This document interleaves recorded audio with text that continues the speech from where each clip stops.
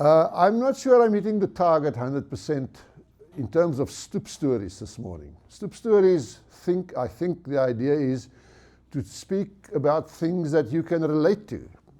But these things are too far ago, too long ago.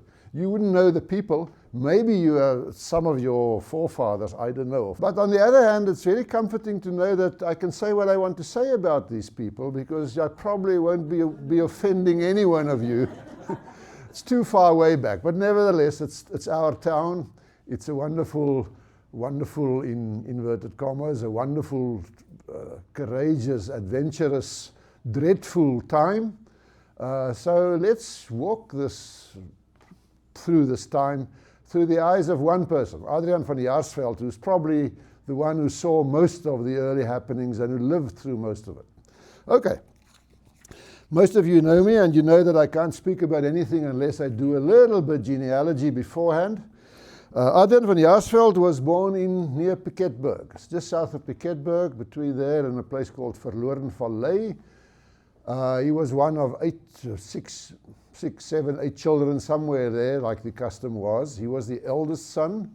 He had to take charge of his brothers and sisters for a long period of time.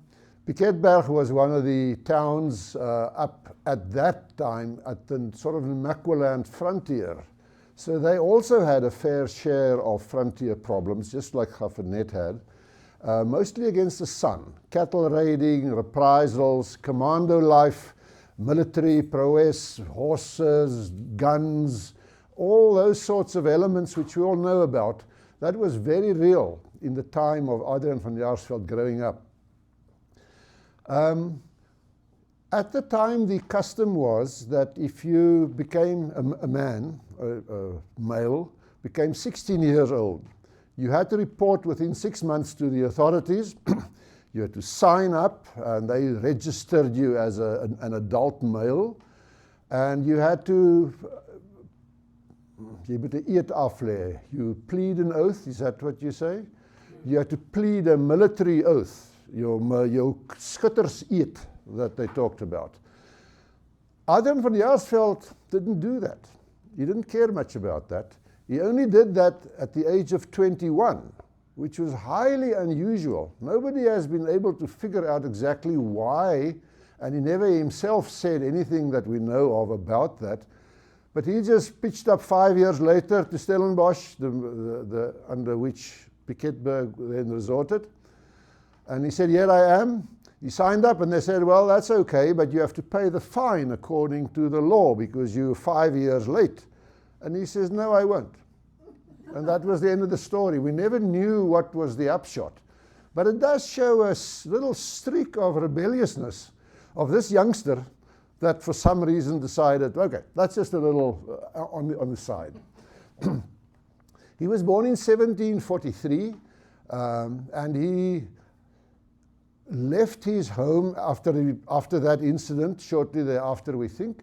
And he must have arrived in the Graaff-Reinet area about 1765. Now let's just briefly say something about why move from Piketberg to Graaff-Reinet. If you ask the average Piketberger today, would you go to Graaff-Reinet? They'll probably say no. Dis lekker in die Boland, because that was not Boland really, but in the Cape region. I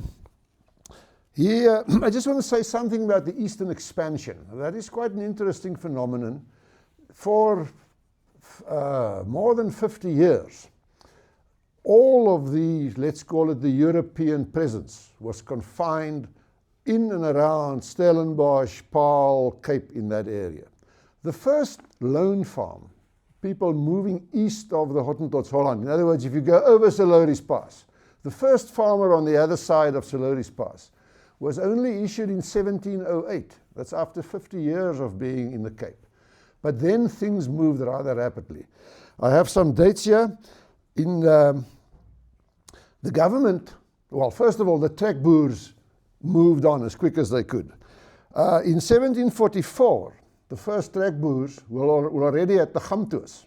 The Gamtoos there at the Humansdorp. The government was always slow in catching up. The government only recognized the boundary to be at Groot Brakrivier at about the same time. In 1770, they were already at the Sundays River. That's here. Whereas in 1774, they were at Brinkies Hoogte. In 1775, they were at the Fish River. In 1780, they were at the Fish River between the Fish and the Bushmans. At 1780, they were in the Fish River. In other words, in a matter of 70 years, the Trekboers moved all the way from Somerset West, essentially, all the way up to the Fish River. And the reason for this rapid expansion was many reasons, and we can speculate about that. There was the desire to get away from government. That's so-called a reason. There was a lot of adventurism. People hunted that area. But most importantly, they couldn't go north. The Makwa land was too harsh. There was no open water. They couldn't go more north of the Swartberg Mountains, for example. There's the Karoo, the Moordenaars Karoo, and all these places. These names didn't come from nowhere. It was, if you're there, you're practically dead if you were living the life of a Trekboer. So they were sort of channeled along the coast, all the way from Cape Town to Gaffernet, very rapidly. And the sad thing about it was extremely easy to get a farm. You simply took a farm. There were some rough rules about walking 30 minutes of 'n stadige stap op 'n perd. Now, I mean, how stadig is stadig on a perd? I mean, it could be anything. And afterwards, as an afterthought, you went to Cape Town and says, oh, I got that farm, I'm calling it Modderfontein, and they just wrote it in a book, and they said, you this side of this river, or you that side of that river, and that's it. The sad thing from the agricultural perspective, there was no point in investing anything on this farm. Nobody built a dam, nobody built proper houses, they overgrazed the field. Why not? Because if this one's done, we just move a little bit that way. We find another spot and we entered in the book again, and so they moved. So there was actually no brakes on the system. It was a very rapid expansion, channeled along this path, and that went on happily. As I say, in about 60 years, they traveled all the way to Gaffernet, and then suddenly, it came to a halt. And there are good reasons for that. On the east side, they had the Khoza, and on the northern side, they had the Sun. So suddenly they were bottled up. The Sneeuberger was Bushman territory. They had established there after they were driven out of the Drakensberg by the Nguni people moving down. So they were there, and on the Fish River, that side, it was the Khoza at that time. So this rapid expansion suddenly had to come to a stop. And that's exactly the time when Adrian van Jaarsveld decided, I'm going to seek my fortunes in the Gaffernet area. Okay. The first farm, we're not sure where the farm was because he never registered the farm. And the reason for that is that, as I said, people took a farm, they farmed there for 5 or 10 or 20 years, whatever, and either the parents stayed and the youngsters had to move on, but many cases the farms were simply abandoned. Well, I'm fed up with this farm, I'm going to take another one there. So many of the so-called farms along the way were abandoned. And other people came in and then just sort of took an abandoned farm, but that not in all cases it was registered. So the theory is, and the accepted fact is, that Van Jaarsveld found an abandoned farm, and he just took the farm and he didn't register it. So there's nothing in the archives about him owning the farm, except for saying that he was on the other side of, well, let me read it to you in Dutch. Over de zogenoemde Zoute rivier, agter de Koop en de daaromstreeks leggende Kontreien. In other words, on the other side of the Zoute rivier.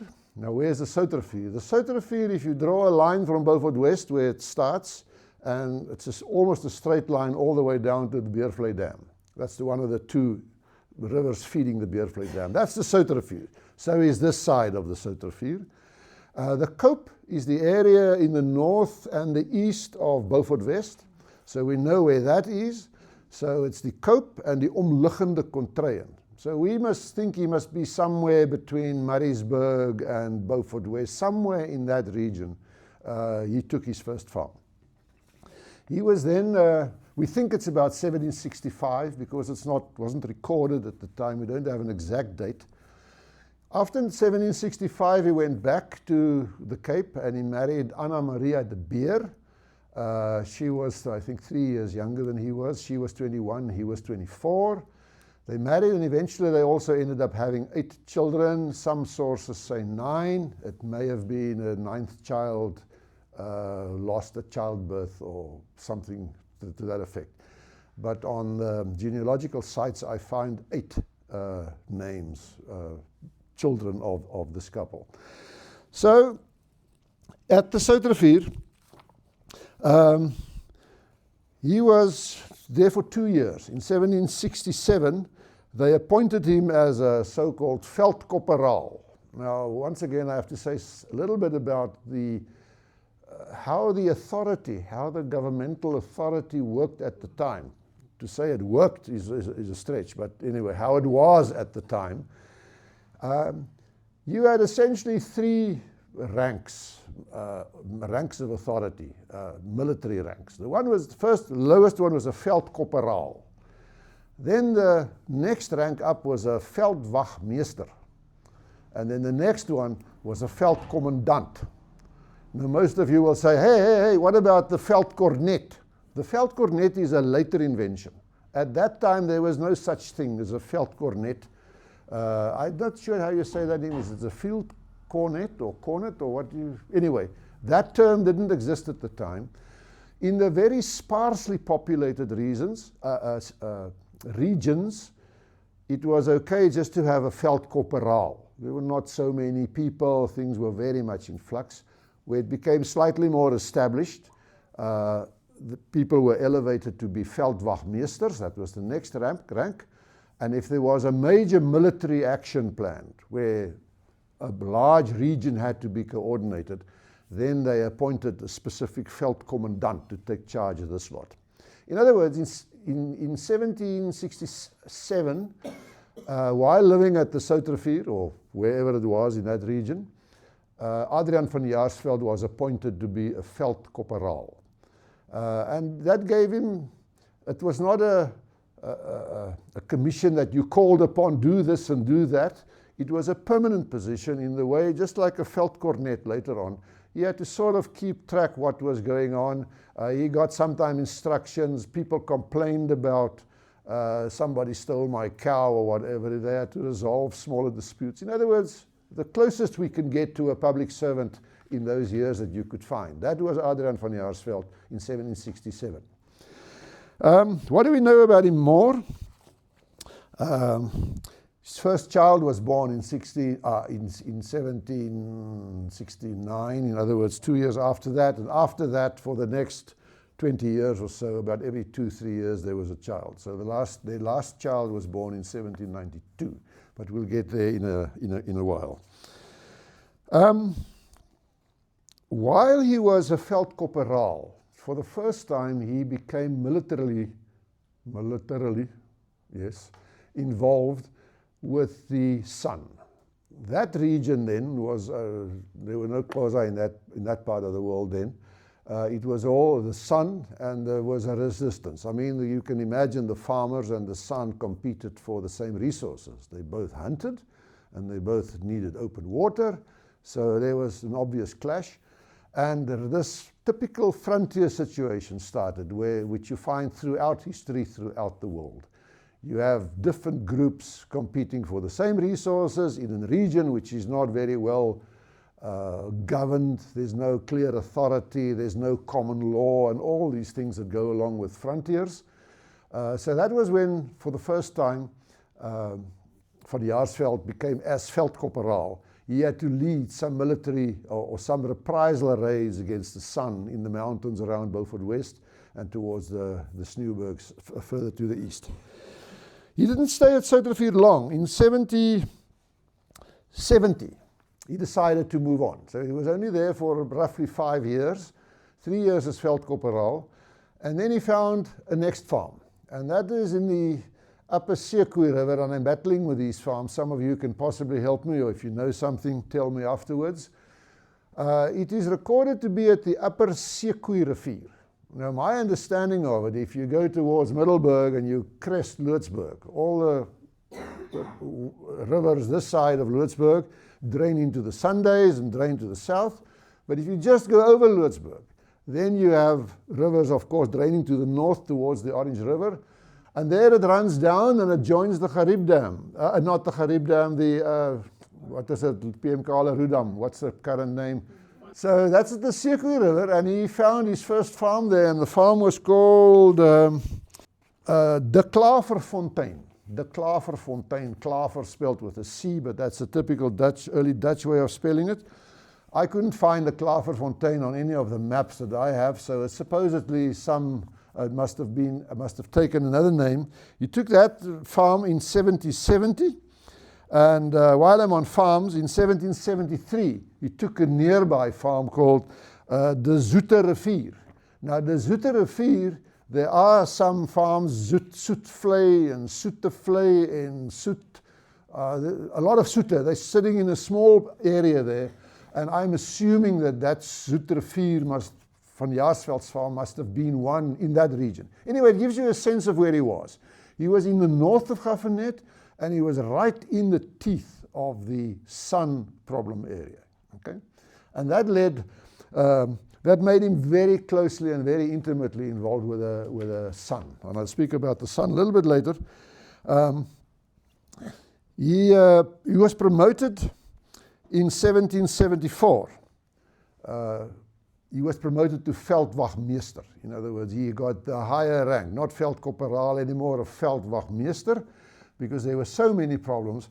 And this problem with the Sun was actually, it's a rather black spot in South African or Gaffernet history, an unfortunate thing, I should say. Well, numbers come just now. And every year they had reprisals. There was a continuous escalating battle. At first, cattle were raided. The second phase was that the Khoi herders, because the trekboere mostly had Khoi in their service due to earlier assimilation further along the way, and they were normally the herders.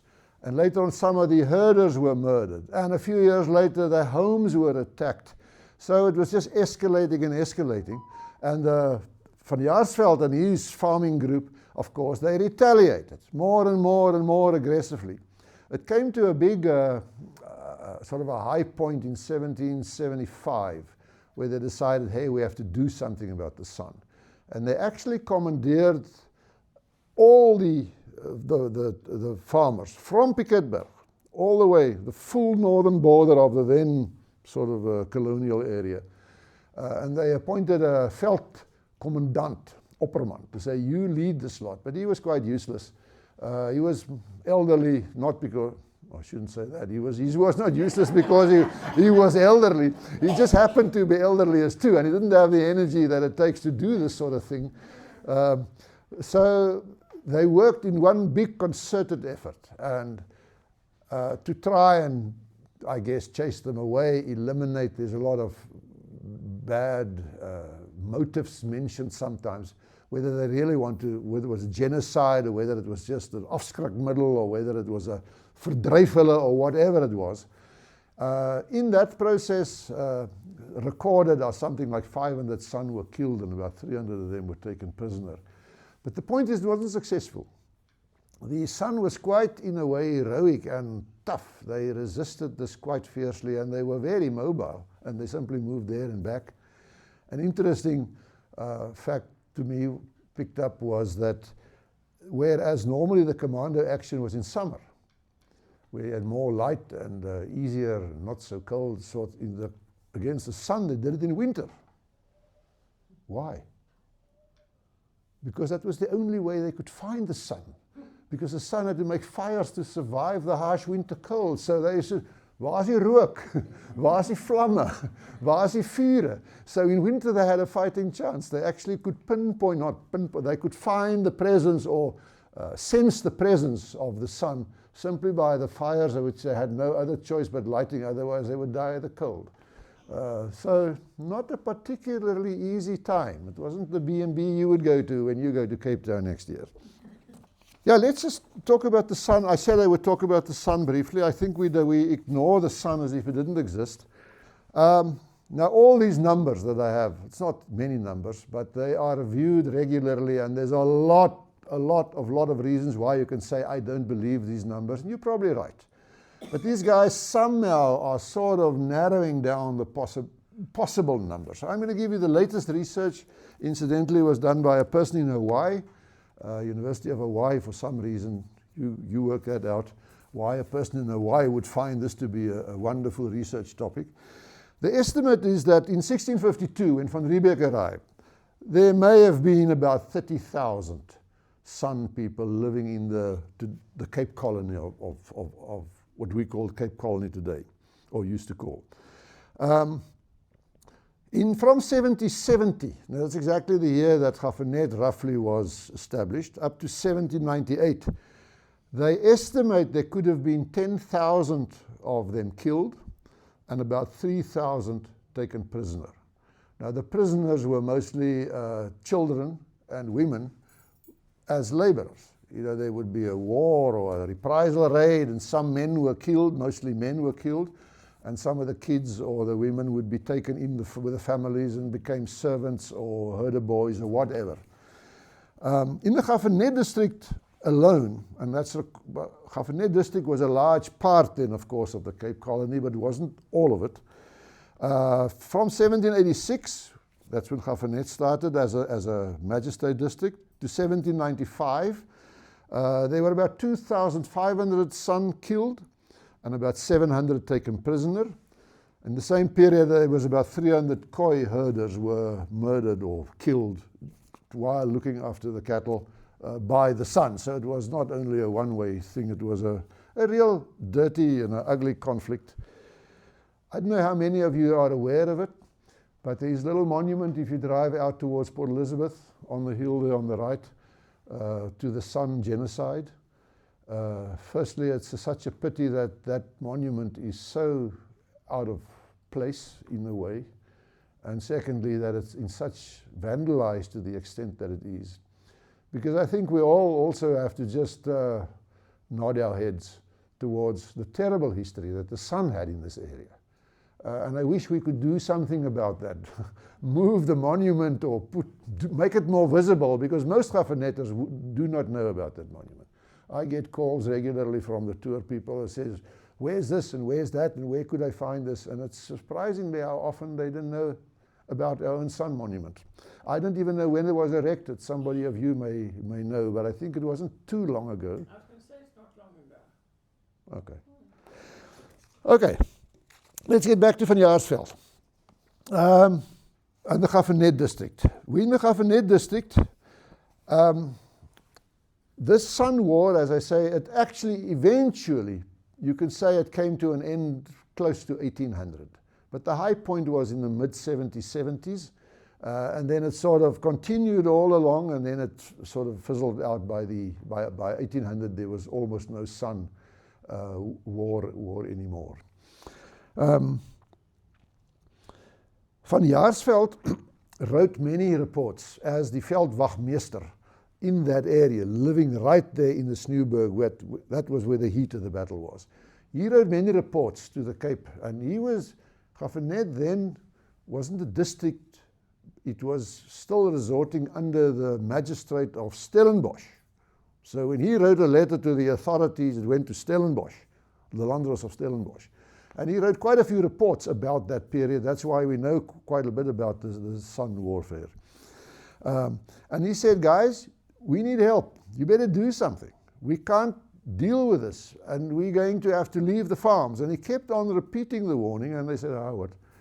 And eventually, the end of 76, and he was one of the last apparently to leave, he tried to encourage everybody, stay on your farms. But everybody gave up, and they moved, and they left that whole area for a few years, was actually vacant. All the previous taken farms were left. Van Jaarsveld himself moved to the Kamdeboer. Now, at the time I looked at the old maps, the Kamdeboer was actually the official name of the Kamdeboer Vlakte. If you lived in the Kamdeboer as we know it today, that was the Kamdeboer Berg. So I can't find any reference to where Van Jaarsveld went to. Somewhere in the Kamdeboer Vlakte, which is not an exact spot, as you know, it's a rather big place. Come over the hill there, Swartruggens near Janssenville, and you see that stretch. I mean, it's a pretty big area. So where he was, we don't know. But anyway, there he lived. And at that time, roughly, there were already 250 loan farms registered in and around Gaffernet. So think about that for a minute. My mind picture was, oh, they were scattered, you know, that mountain had 2 farms, and there were maybe a farm in between. That's a substantial number of farms, 250 farms with people living on them, and every farmer had a wife, and they had 6 or 8 children or more. So it was not a very thinly, sparsely populated area for those times. Okay, Van Jaarsveld moved in November to the Kamdeboer, and there he moved into an entirely different problem, because now he was south, Somerset Eastway somewhere possibly, and there, at the exact same time, the Xhosa problem emerged, because there the first farmers also hit the border, which was then proclaimed to be the Fish River. So suddenly he thought, I'm moved away from the Sun problem, but he moved into an even bigger problem, and he moved into the Xhosa problem.